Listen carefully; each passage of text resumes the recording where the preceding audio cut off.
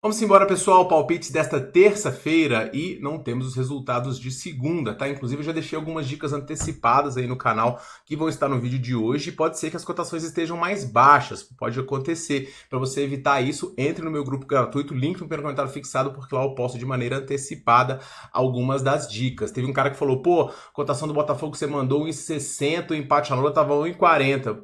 E aí, o vencedor do jogo virou 1,70 depois que o Inter confirmou a reserva. Então o objetivo é pegar sempre antes mesmo. O ideal aqui é postar 1, 2 dias antes e pegar as cotações bem antes mesmo. Antecipação, desajuste é a palavra-chave para a gente poder lucrar na aposta. Se você pega as apostas no dia, fica muito arriscado, tá? Então vamos rodar a vinheta aí, porque a gente tem esses joguinhos para poder falar. E como eu disse para vocês, não temos os resultados de segunda aqui. Tomara que tenha sido um bom dia. Vamos que vamos. Dicas depois da vinheta.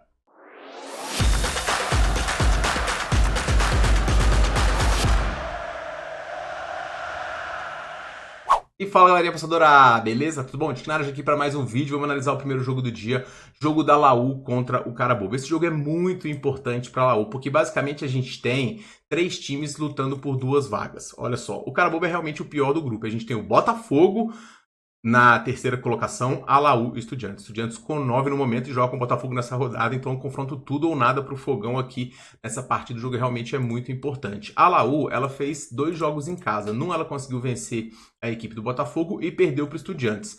Mas essa derrota não foi de tanto mal, porque no jogo fora de casa ele tinha conseguido vencer o Estudiantes por 2-1.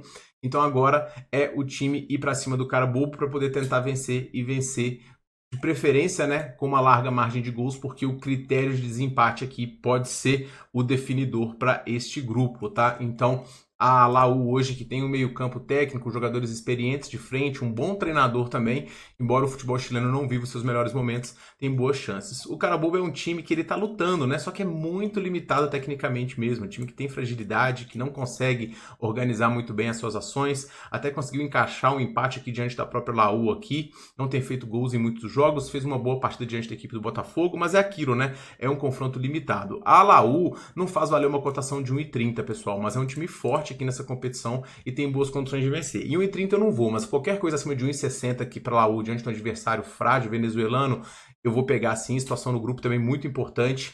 E se tiver um amasso aqui, eu posso até tentar chorar um handicap, mas aí vai ficar pro live, porque handicaps da Laú não tem batido, né? Principalmente nos jogos em casa aqui, independente do nível do adversário. Vários jogos a Laú ficou sem fazer gols aqui também, mas se a gente jogar pro geral, né, a gente já tem um desempenho muito melhor no lado ofensivo dessa equipe no critério casa, então a gente tem muito mais vitórias, algumas por larga margem, outras nem tanto, mas ainda assim a Laú favorita para poder vencer aqui é o que eu mais gosto nesse primeiro jogo. No segundo jogo a gente tem o Fortaleza recebendo o Bucaramanga, confronto também importante, tá? O grupo também está embolado, o Fortaleza conseguiu chegar a 7 pontos com a vitória diante do Colo-Colo, muito importante também, teve a vitória por WO e agora vai tentar vencer a equipe colombiana, que está fazendo uma boa competição, conseguiu surpreender aqui ao vencer o Racing fora de casa nessa competição e agora vem de 2 resultados sem vencer também fora dos seus domínios. O Bucaramanga é uma equipe colombiana de forte poder de marcação, que tenta surpreender, que faz algumas transições, mas que também parece que já foi um pouco fogo de palha, né? A vitória aqui diante do Racing deu uma engrenada, mas os resultados recentes aqui não são muito bons, inclusive não conseguiu vencer o próprio Fortaleza dentro de seus domínios. Já o Fortaleza chega no seu melhor momento, finalmente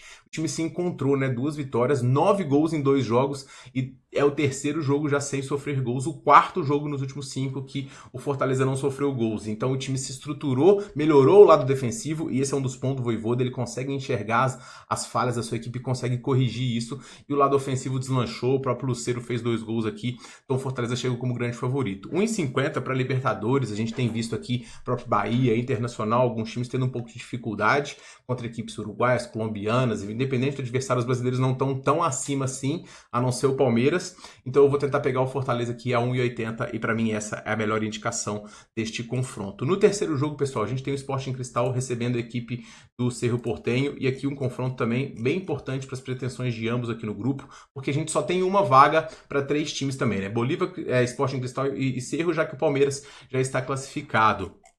São 2 times que têm um DNA bastante ofensivo, que jogam um futebol solto. O Sporting Cristal está fazendo boas partidas, fez um jogo movimentado diante do Bolívar, assim como o Cerro, que consegue atacar, agredir, fazer gols Teve bastante finalizações diante do Palmeiras, tanto no jogo de ida quanto no jogo de volta, e é um time que defensivamente não vai muito bem. Então a gente tem médias de gols aqui super altas, tanto de gols marcados quanto de gols sofridos. A situação no grupo também tende a ser um jogo aqui onde a vitória importa bastante, então quem tomar o gol vai ter que correr atrás e dar o contra-ataque, o mais de 1.5 aqui é o que eu mais gosto, tá? Indo para a Sul-Americana, pessoal, que eu não estou me envolvendo tanto, agora a gente já tem umas rodadas um pouco mais decisivas, as situações bem definidas e os times com um pouco mais aí de atenção para essas competições, principalmente os brasileiros. Eu separei 3 dicas aqui, essas 3 estão de forma antecipada lá no meu grupo do Telegram. A primeira delas é uma escadinha de cantos no jogo do Nacional Potosí contra o Boston River, tá? O Nacional, altitude, Boston River, um dos adversários mais frágeis que a gente viu. É um time que tem uma média de cantos aqui bastante alta, média de 7 escanteios marcados, então a gente precisa só de 3 no primeiro tempo, a média de 4 contra o adversário que sofre muito cantos. Então essa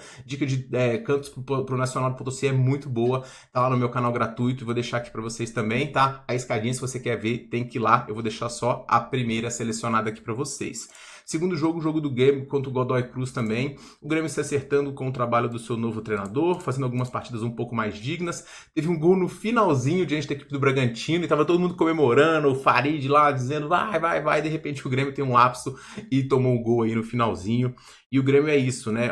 Ofensivamente ele consegue produzir, mas defensivamente os adversários conseguem marcar também, então o Grêmio é um time sempre complicado para poder pegar esse favoritismo. Não à toa o time só venceu 2 dos últimos 10 jogos, então esse favoritismo do Grêmio aqui eu não compro. Agora, o Grêmio precisa de deslanchar, pegar confiança e o seu próprio ataque está produzindo bem. A situação do Grêmio no grupo também não é a mais confortável, tem inclusive um confronto aqui para poder buscar essa primeira colocação do Godoy, então eu espero um Godoy fechado com contra-ataque e o Grêmio finalizando, criando e conseguindo aí pelo menos tentar fazer gols. A linha de finalizações desse jogo está em 12,5 no momento que eu enviei lá no meu grupo gratuito. Eu tenho bastante confiança de que essa linha vai para 13,5, 14,5 no dia do jogo aqui. Então pegue antecipado, porque essa linha vai mudar e 13 finalizações para o Grêmio nesse jogo. Eu acho bastante interessante. O Grêmio deve ser o senhor do jogo, deve conseguir criar bastante. Como tem feito, se vai sair gol ou não, eu não sei. Mas o Grêmio, para poder finalizar, eu gosto muito, tá? E para poder encerrar aqui os palpites dessa terça-feira, a gente tem o Lanús recebendo a equipe do Vasco da Gama.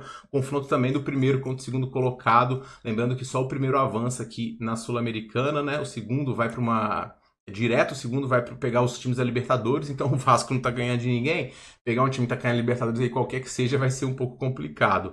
O Vasco vai ter a estreia do Fernando Diniz aqui, o Vasco precisa dar uma resposta pro seu torcedor, porque o Vasco conseguiu tomar uma virada pro Vitória 2-1 com um jogador a mais, cara. Isso é uma coisa inacreditável que o Vasco faz. Isso que o Vasco já tinha protagonizado um vexame no meio de semana, que é tomar um 4-1 de um venezuelano. O time agora vai ter que dar a resposta e os times do Fernando Diniz tendem a ter um volume ofensivo muito maior. Paralelamente a isso, a gente tem um Lanús, que não é um primor também, um time que atropela os seus adversários, não à toa empatou aqui 6 dos últimos 10 jogos, em vários jogos não fez gol, mas também só perdeu um dos últimos 10. Eu espero o maior volume ofensivo do Vasco. Se vai fazer gol ou não, eu não sei. Se vai ter defesa do goleiro também, eu não sei, mas eu achei baixa a linha de chute a gol, pelo menos 3 chutes a gol do Vasco nesse jogo, contra um adversário que pode muito bem sair na frente e recuar, e com isso o Vasco ter mais espaço para poder criar, um time que também consegue muitas finalizações através do próprio Veguete, a linha deles é sempre muito alta, então 3 chutes a gol aqui na estreia do Diniz, que tende a ter um DNA um pouco mais ofensivo, eu acho interessante, e essa é a minha última dica do dia. Então esses são os meus palpites para essa terça-feira, e eu pergunto a você quais os seus, é só comentar aqui, beleza, pessoal? A gente se vê aí muito em breve num próximo vídeo. Um forte abraço para todo mundo e boas apostas.